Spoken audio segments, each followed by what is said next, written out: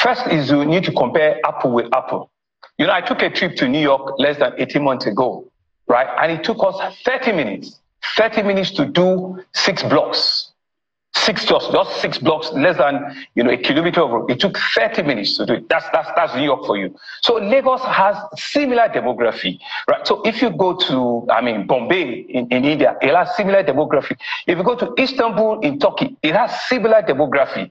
So the number of buses and vehicles you see also on the road is a measure of also, you know, the economic value of the citizens. But what is government meant to do? Government is meant to intervene in what you call mass urban transportation system. And for us in Lagos, we're playing in all of the strata. You know, we've developed a robust integrated urban mass transportation system in rail, in BRT buses, on the waterways that has about 23 to 25% of our total land mass, you know, in taxis, in last mile buses, and in all possible public transportation that people need to move on, right? You talked about the rail. You know, essentially, if you look at both the red line and the blue line, they're very strategic, you know, in identifying where the corridors are, where the population is.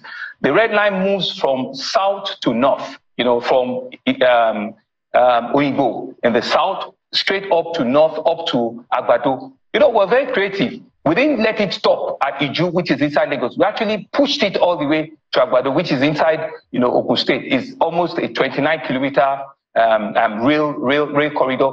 The blue line, for example, is on the western part of Lagos, moving from Marina, going all the way westernward towards, you know, Okokomaiko. You know, right now is at mile 2, and the phase 2 to get it to Okokomaiko is also. So that's western part of it.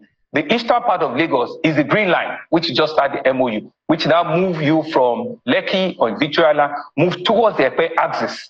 You know, so you can see that in terms of a strategic composition, you know, we're thinking of the western part, we're thinking of the eastern part, we're thinking of the north-south part. That's where the population is, right? So that's what the rail does.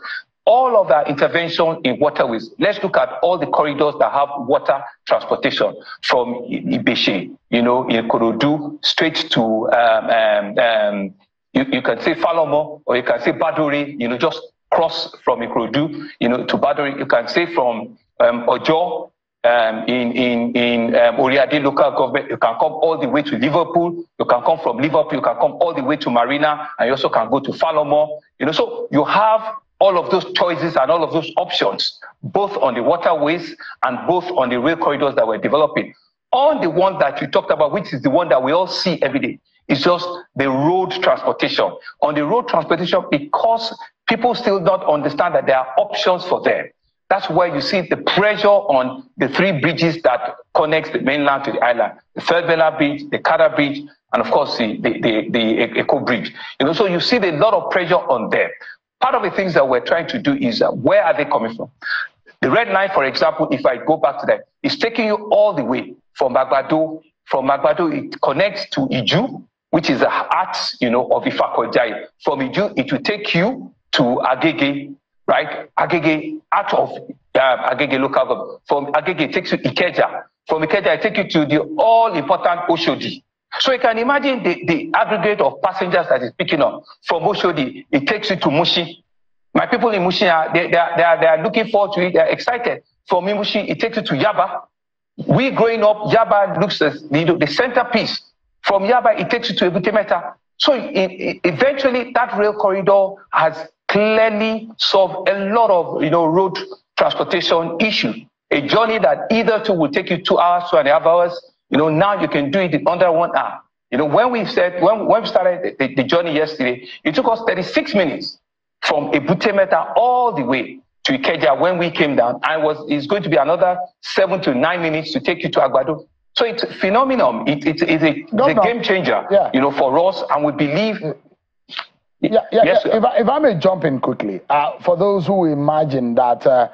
in all of the states of the Federation, Lagos will stand as a model state.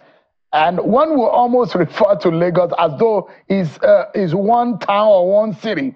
Because every of the communities in Lagos are now intertwined, and you see people moving from one place to the other, albeit with some of the difficulties. But if you look at some of the cities that you mentioned, in New York, for example, in the heart of London, the tubes and all the other kind of transportation are being used effectively. There are those who will say, yes, some of these rail transportation are probably looking elitist.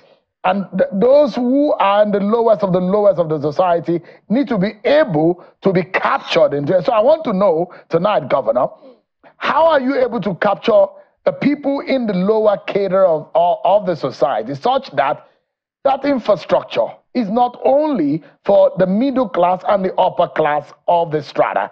And imagine, Governor, with the kind of water that Lagos has, water transportation is still far from the effectiveness that you will see. In London, New York that you mentioned, there are deterrents for people to bring their vehicle to mainstream, to the main town, to the center of town. And these are policies to help the rail transportation work better. What are you thinking? What figures do you have in terms of the effectiveness of these transportation alternatives? Well, thank you very much, Seun. And I think it's about time you leave Abuja and come to Lagos, and let's go on this famous ride. And you'll be able to see it. You know, I mentioned from Agbado. I didn't mention Victoria Land. I didn't mention Lekki. I didn't mention Ikorodu. Agbado. That's where my people are. Agbado, Iju. That's where, you know, the vulnerable set of this population, that's where they are. That's where they reside. Agege, that's them. Mushi, that's where they live. Oshodi, that's really where. Is so the cost, is the price of the cost of the transportation, Governor? What is the cost? Okay, so with the current economic realities, So it's a differential pricing. It's not one price, fixed price. You know, that you need. If you take off from Ebute, for example, by the time you've done 3-4 stops, I think the total price is about 800 to 850 naira. But if you take the whole journey to the end to Agbado, it's 1,500. But so if you measure that, you know, and you take a train in UK that you mentioned, right, and you do 6 stops, you know, you realize that the cheapest you could get is £6. £6 today, you know, given the exchange rate, is what? You know, almost 10,000 naira. Don't let's even do the conversion. It will be way out of here. So let's keep quiet. Because £1 today, if you put it, is about $1. Sorry, 1,500 is about $1.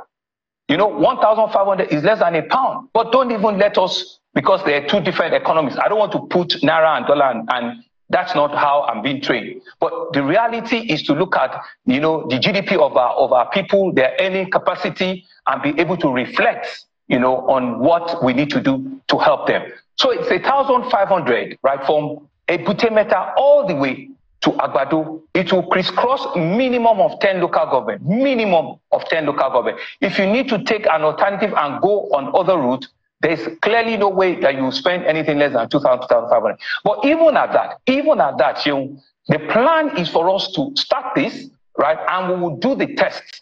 Right. Once we're able to guarantee, you know, what our minimum threshold is, it's not impossible for me a month from today to even bring it down another 15-20%. You will remember that when we started the Blue Line, you know, which started with about 800 now from Marina all the way to Maitu, I brought it down, you know, by about 20-25%, you know, and today we've carried close to 3 million people on that rail corridor on the Blue Line.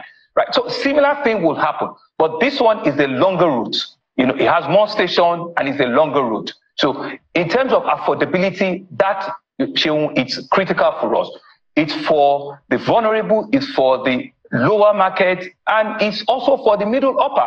Because train services, like you know, everywhere in the world, people need to also drop their cars and have the opportunity to also ride on it because it's faster and it's quicker for them. They also don't want to stay in traffic. They don't want to hold on to their steering for an hour and a half. So it's for everyone. It's for and on the red line, for example, you also have a space to carry some bit of a load. So it's also be provided, you know, for them. So in terms of affordability, you can test it that I'm a people's governor, I'm a people's person. If you think or if you feel that the numbers are way out, I'll be the first person that will readjust that. So, but from the indices that we've seen, we believe it's market, you know, it reflects a fair market. It reflects a very, very fair market. It's not covering all of our costs. Yeah. That's not the point. Yeah.